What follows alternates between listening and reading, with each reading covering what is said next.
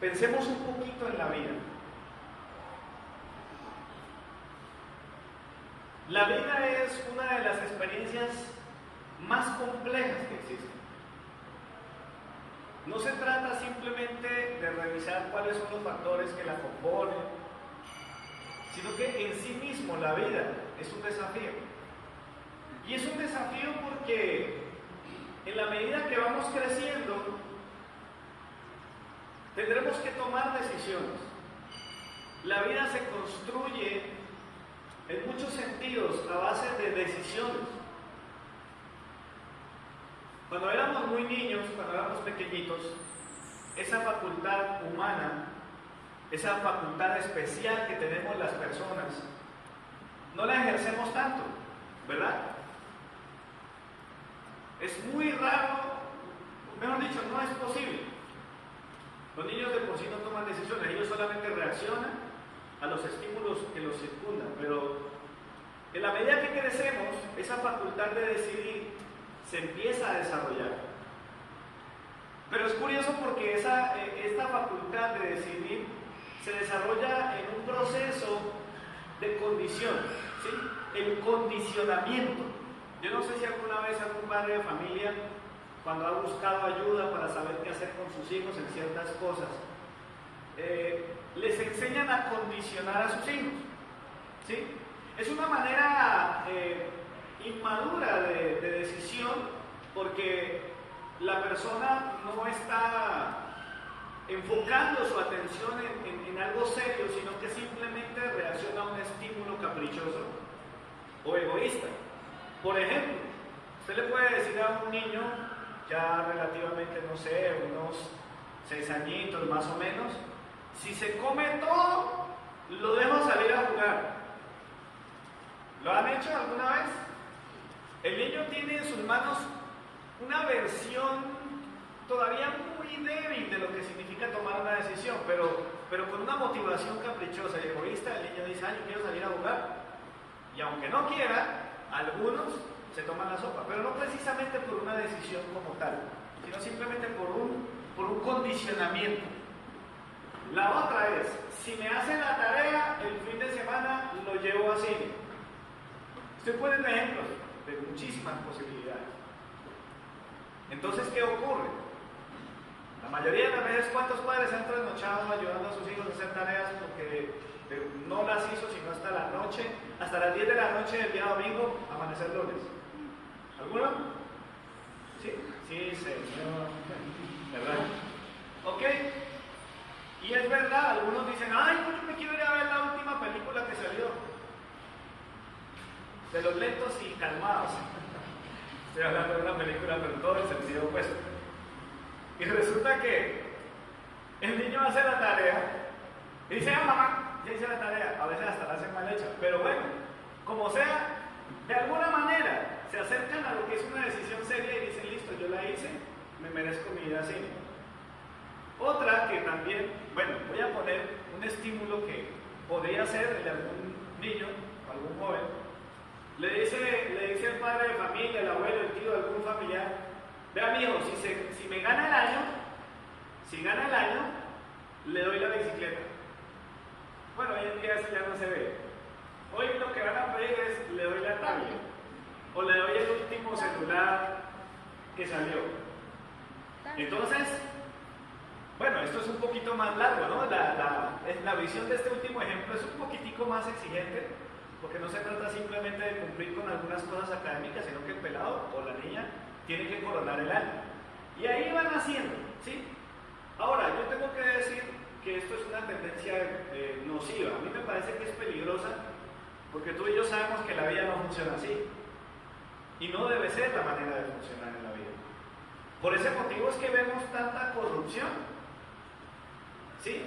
Con la inmadurez que esto genera, a veces uno ve tendencias a nuestro alrededor muy complicadas, ¿sí? Una persona que estudia medicina no porque quiera salvar vidas, sino porque quiere ganar más plata y cosas por el estilo.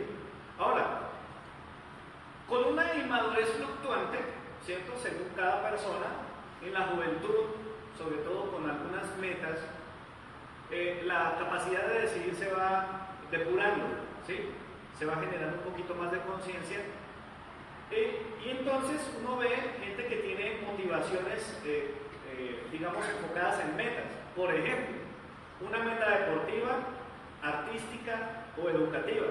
Y esto ya aporta algo que nosotros ya no llamaríamos condicionamiento, sino motivación. La persona tiene una motivación, tiene algo que lo empuja un poquito y ya empieza relativamente a generarse un sentido de decisión serio.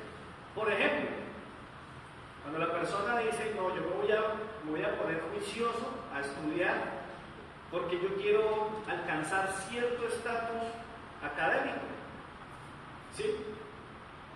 La gente sabe que sin estudios las oportunidades de una buena vida se reducen.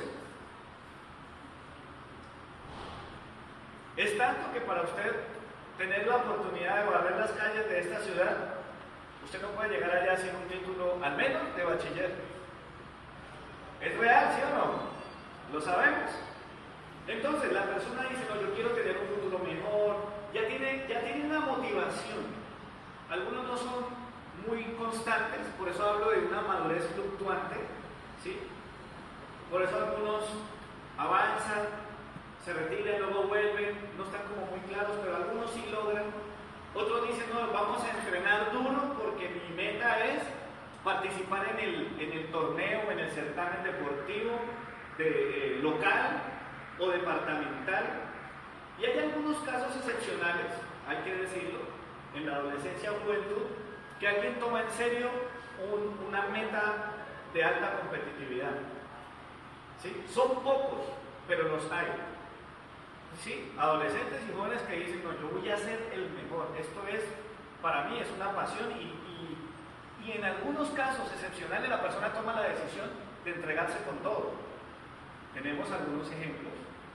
Creo que uno de los más emblemáticos es el caso de Radamel Falcao. Yo entiendo que él tomó un camino de mucha disciplina deportiva antes de llegar a ser lo que es hoy. Lo otro podría ser prepararse para un evento musical. Por eso, miren, hago un paréntesis muy breve en ese sentido. Es qué bueno que los padres pudieran aportarle a la vida de sus hijos una formación deportiva, artística o musical. Cuando hablo de artística, pues podría decir, bueno, lo musical está incluido ahí.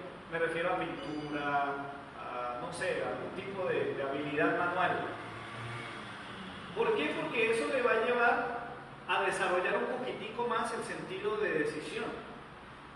Entonces una persona podría decir, no, ¿cuántos han visto los realities de gente que canta, de gente que tiene talento? ¿Los han visto? Entonces una persona podría decir, no, yo me voy a preparar, me han dicho que yo canto bien y bueno, unos mesecitos antes de la convocatoria se preparan y bueno, aspirando a algo. Entonces también se ve, dice alguien, no, yo ya tengo yo no me acuerdo, ¿qué es primero, la tecnología o la técnica? La técnica es primero, después la tecnología sube. Ok. Entonces está en la técnica y dice, no, yo quiero estudiar la tecnología porque hay un cargo que están, pero tiene que ser para un tecnólogo, ¿cierto? Y el tecnólogo está pensando, no, lo que pasa es que yo quiero ir a trabajar en tal empresa, pero en esa empresa solo reciben profesionales. Está bien, eso va ayudando, ¿sí? En una etapa relativa de juventud con algo de madurez. Ahora, la desventaja de este tipo de experiencias de las que estoy hablando es que muchas son carentes de propósito. Ahorita di un pincelazo al tema de aquella persona que estudia medicina simplemente porque es lo que está dando. ¿Sí? ¿Se acuerdan de la era de los ingenieros de sistemas? ¿Qué está estudiando? Ingeniería de sistema y vos, ingeniería de sistema y vos. Hoy en día hay otras. ¿Sí? Estuvo la era de la fisioterapia también, ¿no?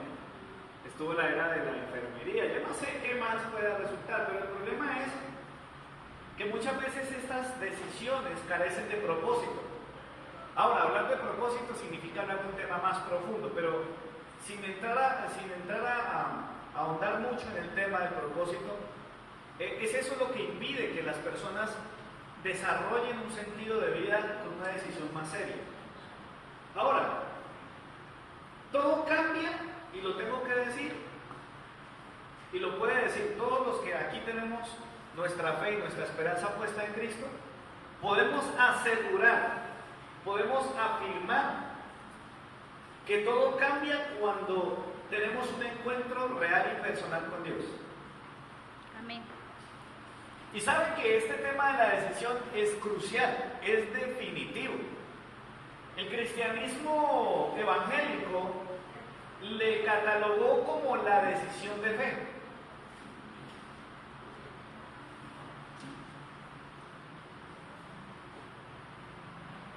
Una persona tiene una experiencia espiritual, cualesquiera que sea. Escuchó una alabanza y se sintió conmovido, lloró, escuchó un mensaje en esa canción, algo pasó. Quizás asistió a una reunión como esta y algo de lo que se dijo durante el mensaje tocó las fibras íntimas de su corazón y llegó a pensar que sería bueno involucrar a Dios en su vida. Otros han visto un milagro, había un pariente, un familiar, y resulta que llegó un cristiano y algo sucedió y se sintieron un poco impulsados, pero no es suficiente. Yo estoy convencido de que Cristo es el que vino a buscarnos. Nosotros no lo andábamos buscando a Él nos buscaba a nosotros. Algunos nos hizo la encerrona muchas veces, pero al final la decisión es de quién? Es nuestra. La decisión es mía. Por eso, cuando tenemos un encuentro real y personal con Dios, allí todo cambia.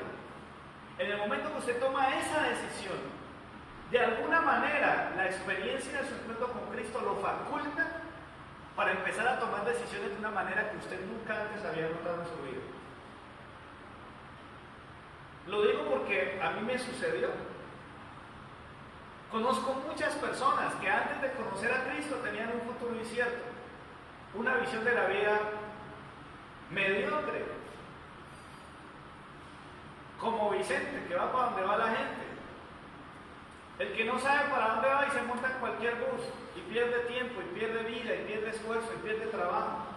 Pero qué lindo es cuando esa decisión por Cristo produce, trae a nuestra vida, desencadena un proceso transformador.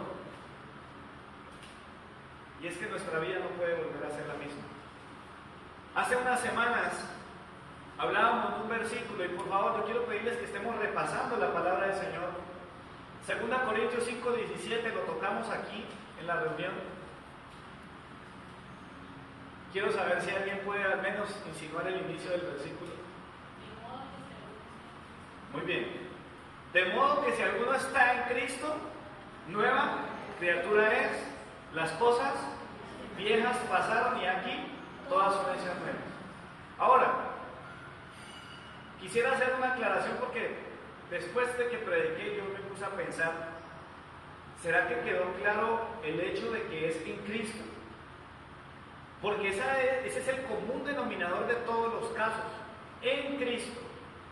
Es decir, si alguno está en Cristo, su vida no puede volver a ser la misma. No significa si alguno está en el cristianismo. Son dos cosas diferentes.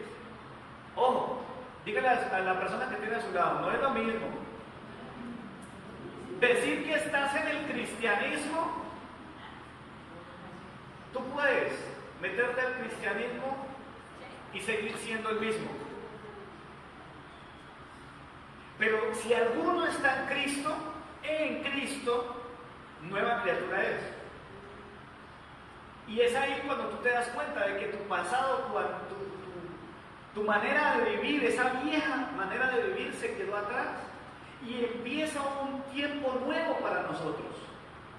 Cuando una persona ha sido reconciliada con Dios, cuando una persona ha recibido la paternidad de Dios. ¿Recuerdan?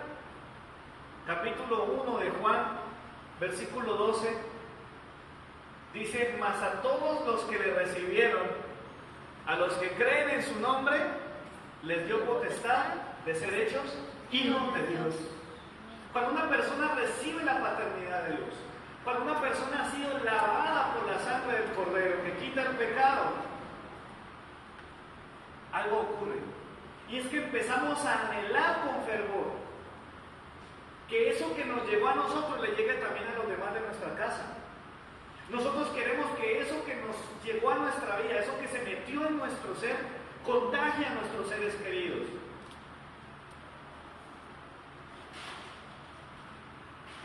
Romanos 6:23. Ese es el de la semana pasada. Porque la paga del pecado es muerte. mas la dádiva de Dios es vida eterna, pero ¿en quién? Si nota cómo es porque es que si tú dices que has puesto tu esperanza en Cristo, si esa esperanza tiene un fundamento de reconciliación, de paternidad, y de que incluso tu pecado fue borrado, fue eliminado, quitado por la sangre de Cristo, entonces tu vida tiene que ser diferente. Y lo más natural, lo más normal, miren, no se le haga extraño cuando usted conoce historias. Ayer tuve una experiencia muy bonita, conocí a una de las mamás de los chicos que trabajan en el CEA, y uno de ellos es estudiante mío en la escuela de música. Es curioso porque la hija es mamá espiritual de la mamá. Es decir, la señora que es madre de mi estudiante de música y es madre del trabajador de la empresa de Roberto, fue la persona que le llevó el mensaje de salvación a su propia mamá. La abuela hoy es cristiana porque la hija le habló. Y eso es normal, eso es natural. No se te haga raro. Si alguien realmente te ama y conoce de Cristo, no va a poder aguantarse las ganas de hablarte del Señor. No lo podrá hacer. Y le va a pasar lo que decían los discípulos en Hechos. Porque no podemos dejar de decir lo que hemos visto y oído. No puedo. Es imposible que yo me quede con un mensaje como este.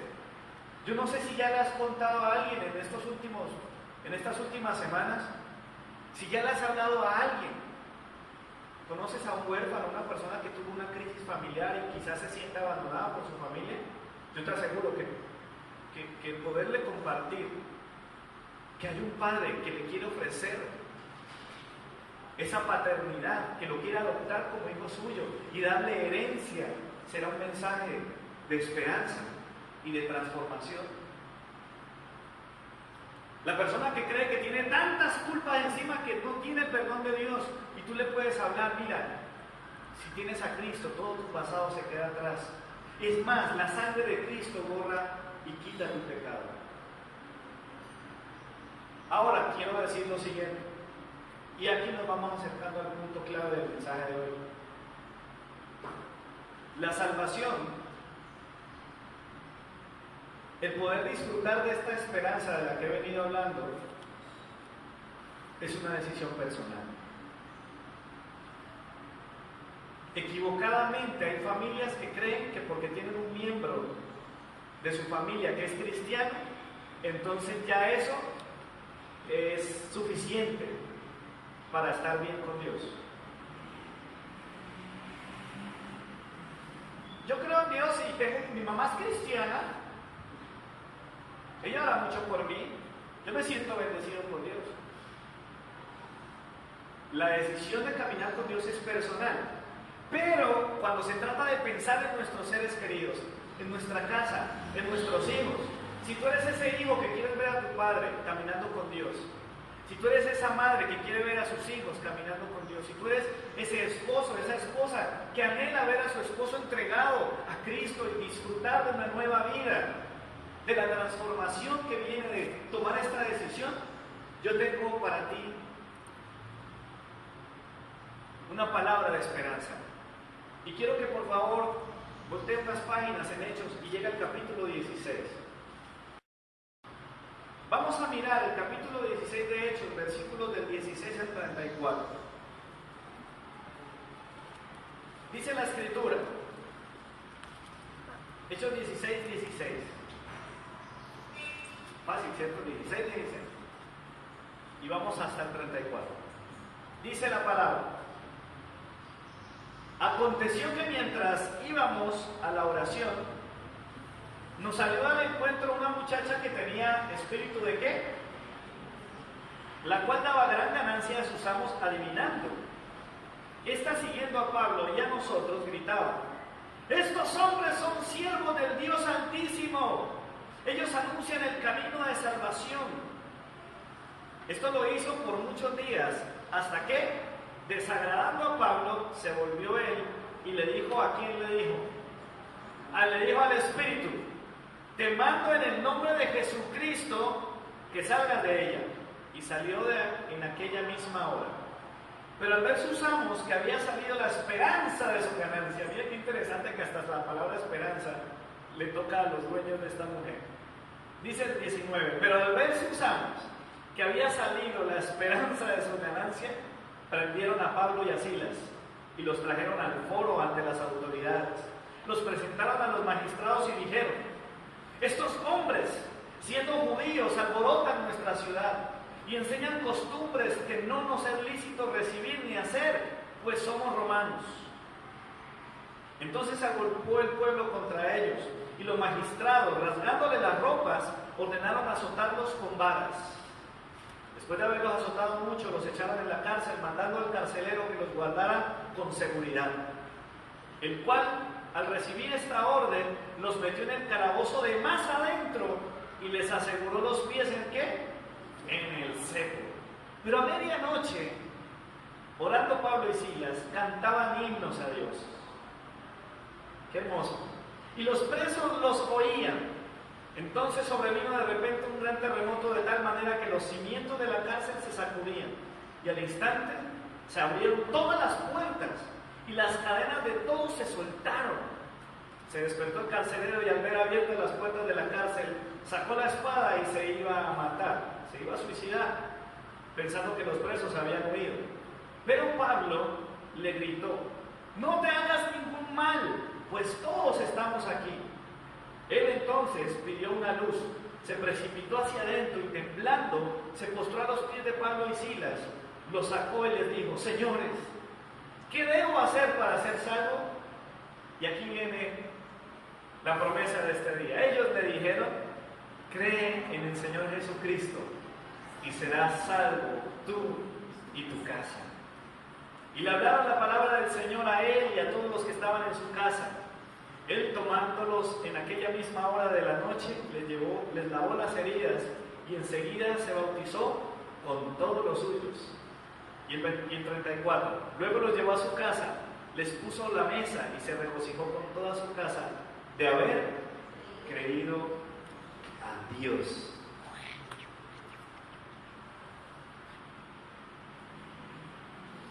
Qué hermosa historia. Quiero que por favor tome sus notas el título del mensaje de hoy.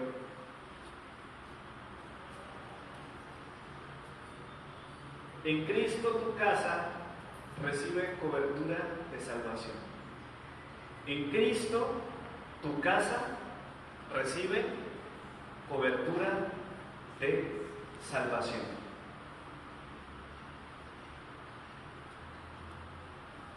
Miren, no es extraño que cuando una persona empieza a caminar con Dios, cuando realmente se quiere comprometer con el Señor, hay cosas que suceden alrededor, inexplicables. Hay gente que fue al encuentro, hay gente que ha ido a campamentos, hay gente que ha ido a cantidades de cosas de Dios. Cuando vuelven a su cotidianidad, dicen: yo no entiendo qué pasa, todo está patas arriba, ¿qué está pasando? Y la gente empieza a señalar: ve, ¿dónde está tu Dios? Vos que te saliste de nuestra religión, mira lo que está pasando en tu casa. Bueno, no importa lo que esté pasando en tu casa ni lo que te estoy diciendo, esta palabra es un mensaje de esperanza. No pierdas tu esperanza en Cristo, porque en Cristo tu casa recibe cobertura de salvación. Y repito, es en Cristo. Algo realmente importante pasó en ese carcelero, porque en Cristo ocurrió el milagro. ¡Qué impactante es esto! Mire, esto le puede pasar a usted. ¿Pero qué necesita hacer? Crea en el Señor Jesucristo. No estoy hablando de simplemente decir: ah, sí, yo creo. Como creer que de pronto mañana llueva. No, es creer, es entregar toda su confianza, toda su fe, toda su esperanza, poner toda su vida en las manos de Dios. Y es ahí cuando de verdad, y yo estoy seguro de eso, se vuelve a nuestra vida una cobertura de salvación en Cristo. Nuestras vidas pasan de ser vidas ordinarias a ser vidas extraordinarias. Yo he contado mi testimonio de conversión muchas veces, pero lo resumo en esto. En mi hogar hubo alguien que creyó en el Señor Jesucristo y esta promesa se cumplió.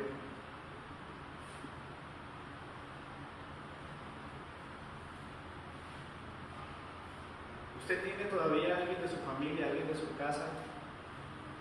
Y no estoy hablando simplemente, mire, esto es tan importante que no se trata simplemente de saber si la persona simpatiza o no con lo que usted cree. Porque hay gente que frecuenta las iglesias pero no está en Cristo. Es cuando una persona es realmente transformada. En Cristo hemos puesto nuestras esperanzas.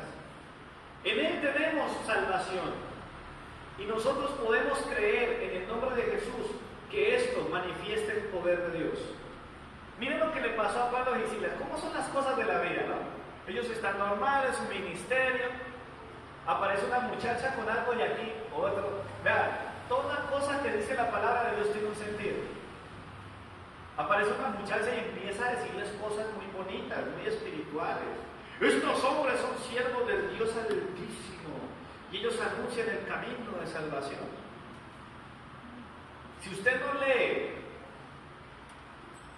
en la Biblia que esta mujer tenía espíritu de adivinación, usted no entiende por qué a Pablo le sacó la piedra escucharla decir esas cosas.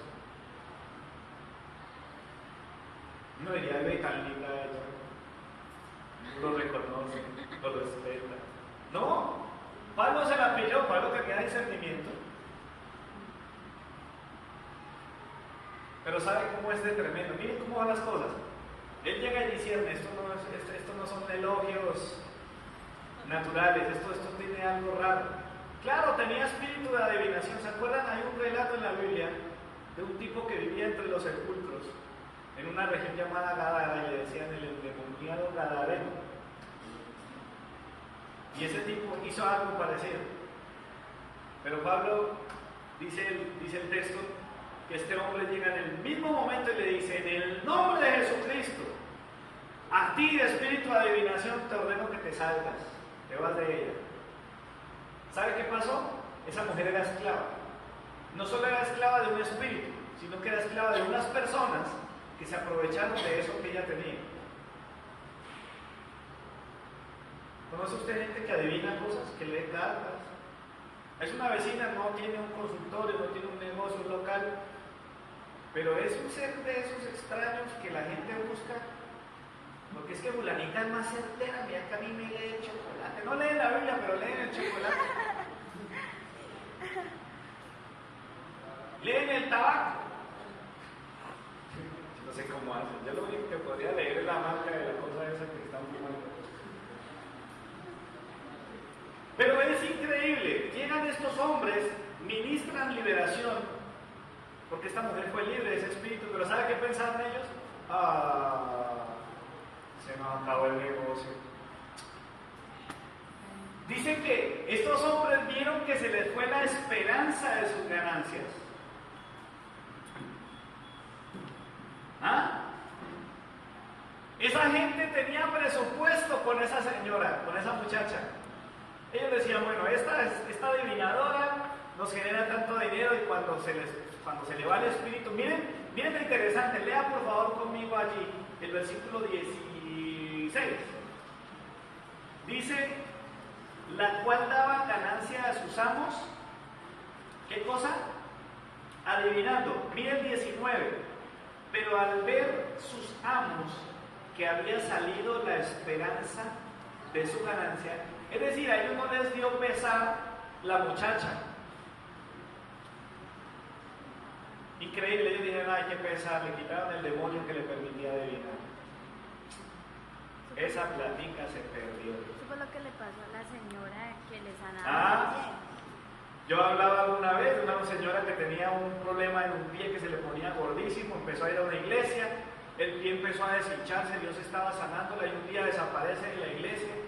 Tiempo después la encuentran otra vez en un punto donde ella pedía limosna, mostrando su pie hinchado. Y le preguntan, ve, ¿por qué no volviste? No, lo que pasa es que cuando yo empecé a ir a la iglesia se me empezó a deshinchar el pie y la gente ya no me daba.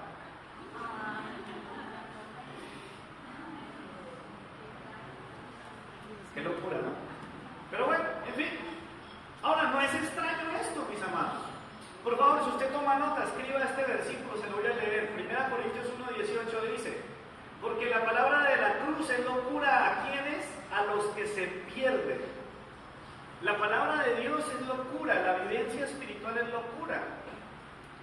Es más, honestamente, ¿cuántos de los que están aquí sentados alguna vez dijeron, no, es que cristianos, uy, no, qué pereza, es que leyendo la Biblia?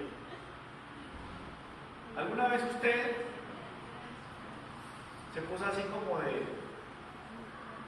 de odioso con un cristiano? ¿No? Para los que se pierden en la palabra de la cruz es locura, pero para los que se salvan, es decir, para nosotros, dice el texto, es poder de Dios. Amén. Por eso tú le puedes hablar esta palabra a una madre que tiene hijo drogadicto. En Cristo hay esperanza. No importa que parezca que ese sinvergüenza no va a salir jamás del hoyo en el que se encuentra. No importa lo que esté pasando en tu casa con ese esposo borracho, con esa mujer inaguantable. Hay una esperanza para tu hogar en el nombre de Jesús. ¿Cuántos dicen amén? Amén. Los criticaron y dijeron, estos vienen aquí a alborotarnos. Estaban era ofendidos porque les dañó el negocio. ¿Sabía usted que hay lugares de la ciudad donde a los cristianos que evangelizan chicos con problemas de drogadicción a veces les hacen atentados? ¿Por qué? Porque dicen, hay cristianos verdaderos aquí en el barrio y están hablándole a los jóvenes y los jóvenes están dejando la calle, están dejando el vicio y los íbaros dicen, a estos hay que, no están dañando el business. Lo que para nosotros es esperanza, para otros es un problema. Los azotaron y los encarcelaron, pero qué lindo es cuando una persona tiene clara su esperanza. Miren, repito, estos hombres le dicen al carcelero, cree en el Señor Jesucristo y serás salvo tú y tu casa. Significa que esa verdad en ellos era real. Era tan real que mientras estaban encarcelados y amarrados de pies y manos, en el lugar más hondo de la prisión, esos dos oraban y alababan al Señor. Imagínense a Pablo y a Silas, yo creo en el poder de Dios. Libre para correr y amarrados. Pero el poder de Dios se hace manifiesto. Cuando una persona le cree al Señor, pasa lo que ocurrió en la prisión. Si leyeron con atención, se dan cuenta que mientras ellos alababan a Dios, vino un terremoto. Las puertas, es que miren, esto es algo sobrenatural. Pero se necesita fe para creerlo. Escuchen bien, madre, porque a ustedes les tengo reservado algo especial. Pero la invitación se va a hacer para todos. Prepárense porque voy a citar un día a las 6 de la mañana en una alborada a todas las madres que quieran saber cómo desatar el poder de Dios sobre sus hijos. Obviamente los padres también están invitados. Prepárense, el día menos pensado, yo digo, el sábado que viene. Por eso los que hoy faltaron a la iglesia, posiblemente, si no se ponen a cuentas, hay gente muy linda, que cuando falta por algún motivo averigua, ve, y cómo estuvo la reunión el domingo, y de qué habló el pastor, regálame el versículo, chévere. Pero hay gente que no le importa. Eso se la van a perder, pero usted que está aquí en este lugar, yo le voy a decir, hay cosas poderosas que Dios quiere hablar al corazón de los padres, de las madres. Cuando usted cree en el poder de Dios ocurren milagros. Se abrieron las puertas de la cárcel. Yo soy testigo. Dios puede traer gente de la muerte. Las cadenas se cayeron. ¿Ah? Sobrenatural. Ocurrieron estas cosas. Mire, el texto dice, se abren las puertas, se caen las cadenas. Pero ¿sabe qué es lo más asombroso? Dice que el carcelero, cuando se dio cuenta de todo eso, dijo, me regué. En el Imperio Romano, cuando un carcelero se le volaba un preso, ya podía cantar las horas que le quedaban de vida. Él ya coge la espada y dice, no. Y por allí grita el Pablo, no, no te mates, fresco hermano, aquí estamos todos. Yo le voy a preguntar a usted algo, ¿qué es más sobrenatural? ¿El temblor? ¿El que se hayan abierto las puertas de la cárcel y se hayan caído las cadenas? ¿O que todas esas personas pudiendo volar se nos hayan volado? ¿Qué es más sobrenatural? La última. Yo estoy convencido que lo más increíble que pasó ese día, esa noche, fue que pudiendo volarse todos esos criminales, incluidos los presos que tenían ahí, a Pablo y a Silas, hombre, no se volaron. Y esto impactó la vida del carcelero. Cuando tú tienes a Cristo, tu vida pasa de ser una vida corriente a ser una vida especial. Y cuentas cosas poderosas. Este hombre dice, mire, buscó una lucecita. ¿De dónde hay una linterna? Bueno, suponiendo que hubiera linterna en aquella época. Buscó una luz. Iba hasta donde está el que lo llamó, porque el hombre hubiera estado, no cuenta la historia donde se mate. Y se postra y dice, señores, ¿qué debo hacer para ser salvo? Y la respuesta es la razón de nuestra esperanza. Lea por favor una vez más conmigo, y si usted lo cree, subrayelo, anótelo ahí. Yo no sé si esta semana usted le va a hablar a alguien de esta razón de su esperanza, pero yo le garantizo que esta palabra se puede cumplir en la vida de aquel que cree en el Señor Jesucristo. Hechos capítulo 16, versículo 31 dice, dígalo conmigo, ellos dijeron, cree en el Señor Jesucristo y serás salvo tú y tu casa. Léaselo al vecino que tiene ahí cerquita, léaselo. Decláreselo en el nombre de Jesús. Cree en el Señor Jesucristo y serás salvo tú y tu casa. Esos bebés, esos niños que todavía no han tomado su decisión por Cristo, en el nombre de Jesús, reciben cobertura de salvación. En tu casa hay una cobertura de salvación. ¿Por qué? Porque si crees en el Señor Jesucristo, serás salvo tú y tu casa. Ojo, la decisión de cada uno de los miembros de su familia es personal, pero hay una cobertura. ¿Sí me está escuchando, hermano? Hay algo, usted no se va a explicar cómo ni en qué momento pasó. Mi madre lo dijo muchas veces, yo no entiendo, no me di cuenta, yo no sé cómo sucedió, yo no me enteré en qué momento usted se volvió a Cristo, en qué momento usted se hizo cristiano, no sé, no me di cuenta, ¿cómo pasó?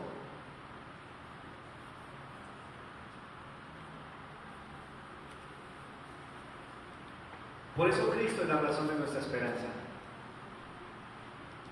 Amén. Por eso Cristo es la razón de nuestra salvación. Hay un versículo de este capítulo 16 que yo quisiera vivirlo todos los días o cada semana. Hombre, o al menos una vecesita al mes. Vea conmigo el 34. Dice, llevándolos a su casa, les puso a la mesa y se regocijó con toda su casa de haber creído a Dios. Pero ¿saben por qué estaban celebrando? Por lo que dice la Escritura en el versículo 32. Dice, y le hablaron la palabra del Señor a él y a todos los que estaban en su casa. 33. Él, llevándolos en aquella misma hora de la noche, les lavó las heridas y enseguida se bautizó con todos los suyos. Me parece que eso sería grandioso, poderlo vivir muy seguido. Esto último que quiero decir, se lo quiero dedicar a las madres, de una manera muy especial. Esta es la porción especial para las madres. Porque aunque este versículo se puede cumplir en cualquiera que cree en el Señor Jesucristo, de verdad, seriamente, eso fue lo que a mí me impactó. Cuando yo hubiera visto a mi mamá religiosita, así como que a veces sí, como que a veces no, que por un lado gloria al Señor y por el otro lado hablándonos feo y maltratándonos como ellos, yo no lo hubiera creído. Pero como andaba en Cristo, como le había creído a Cristo, eso hizo su efecto. Eso puede funcionar en todos, pero esta es la porción especial para la mamá. Segunda Timoteo capítulo 1, versículos 3 al 5. Porque cuando estamos en Cristo, cuando Cristo es nuestra esperanza, hablamos de una fe verdadera. No estamos hablando de religión, no es algo postizo. Segunda Timoteo capítulo 1, versículos 3 al 5. Si ya lo encontró, dígame.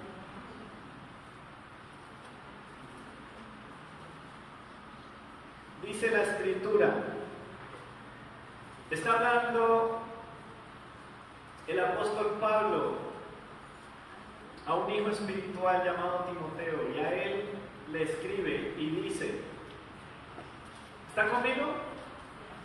Segunda Timoteo 1, versículo 3, dice, doy gracias a Dios,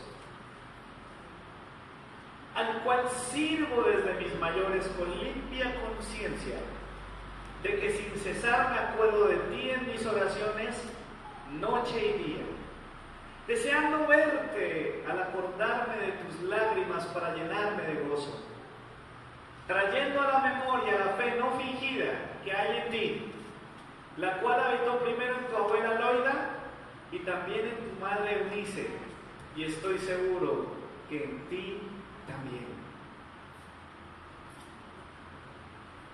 Yo estoy seguro que uno de los terrenos más fértiles para depositar semillas de fe son los corazones de una mamá. El corazón de una madre es el terreno, me parece a mí, es un terreno tan fértil que por eso a ti mamá, a ti abuela, que estás presente en este día, tú puedes creer en el Señor Jesucristo. Si tienes una fe verdadera, no fingida, real, esa fe va a alcanzar a tus hijos y a los hijos de tus hijos y más allá. Amén. ¿Cuántas madres lo creen? ¿Tienen esperanza en el Señor? ¿Podríamos darle un aplauso a Cristo? ¿Se lo merece el Señor?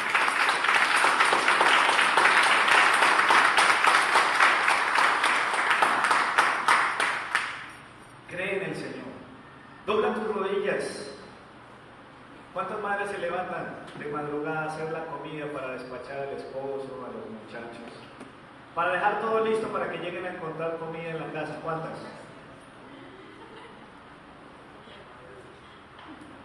Yo conozco muchas madres que lo hacen así. Algunas se trasnochan lavando ropita. Pero ¿saben cuál es la mujer virtuosa? La que se levanta antes todavía. Se levanta un poquito antes para doblar sus rodillas por sus hijos, para clamar por su esposo, para bendecir su hogar. Amén.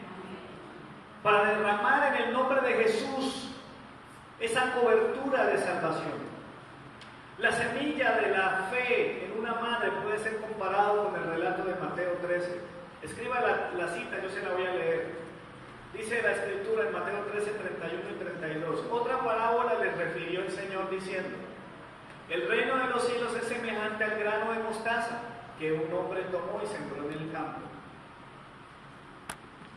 el cual, a la verdad, es la más pequeña de todas las semillas, pero cuando ha crecido es la mayor de las hortalizas y se hace árbol, de tal manera que vienen las aves del cielo y hacen nidos en sus ramas.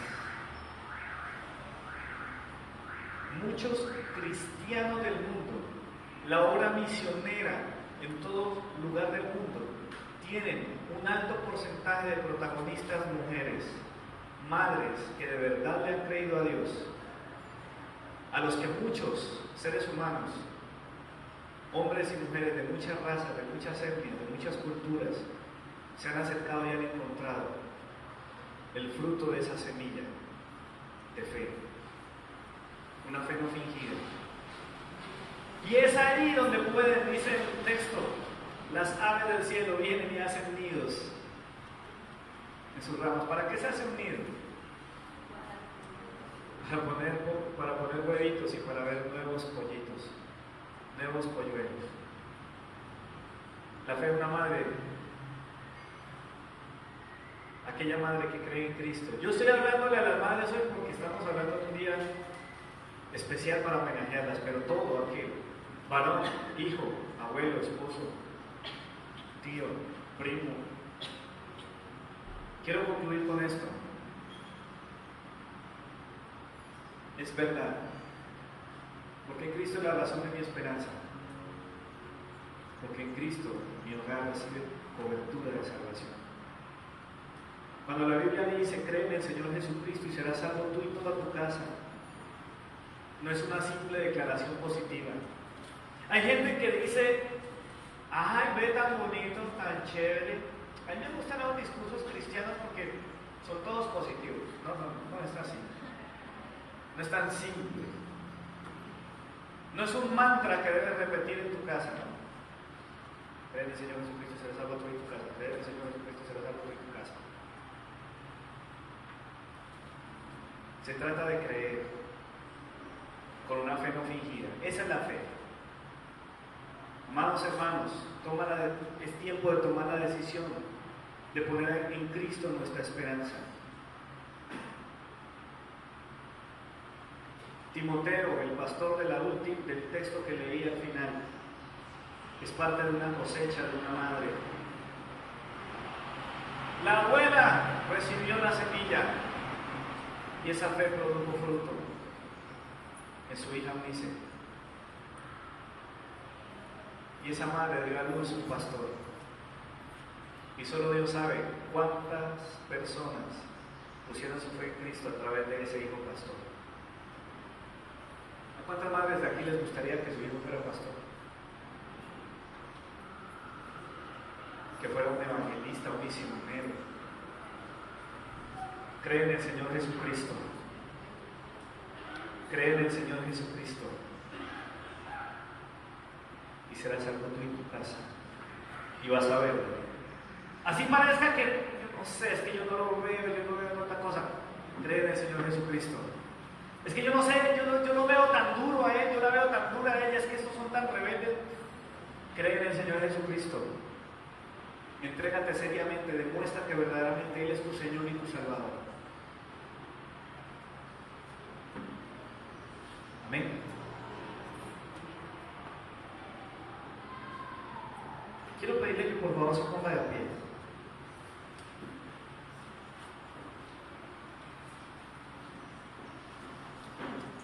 Vamos a orar al Señor. En ningún otro hay salvación, porque no hay otro nombre bajo el cielo dado a los hombres en que podamos ser salvos.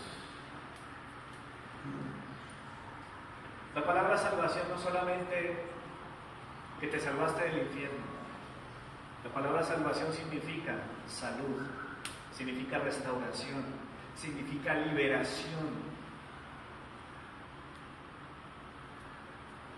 La muchacha de aquella historia que tenía espíritu de adivinación ya no fue más explotada, fue libre.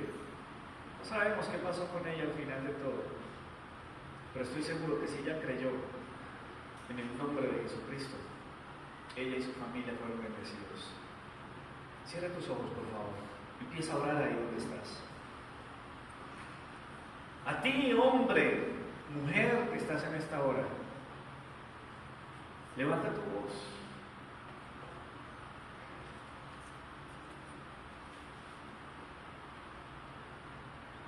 Y empieza a declarar esta palabra. Suelta la palabra. Suéltala con fe, créela en el nombre de Jesús. ¿Tienes dudas sobre la salvación de tu esposo, de tu esposa?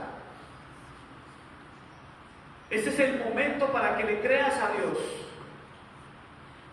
¿Tienes dificultad para creer que ese hijo, esa hija rebelde, ese pariente, esa persona que vive ahí en tu casa, que amas, es tan duro, tan difícil? No sabes si algún día podrá abrirle su corazón a la fe, podrá abrirle su corazón a Dios. Yo te aseguro que es imposible que Dios mienta. Y yo estoy seguro, ni siquiera la muerte, ni siquiera tu muerte va a impedir que esa cobertura le llegue a tu familia. Yo te lo declaro en el nombre de Cristo Jesús. Declara esa bendición. Dile: Señor, yo declaro que yo en mi casa serviremos al Señor. Te vamos a servir, Señor. Mis hijos te honrarán. Mis hijas te servirán. Mi esposo, mi esposa, mi hogar será un hogar de bendición. Nos vamos a gozar en ti. Tendremos esperanza en ti.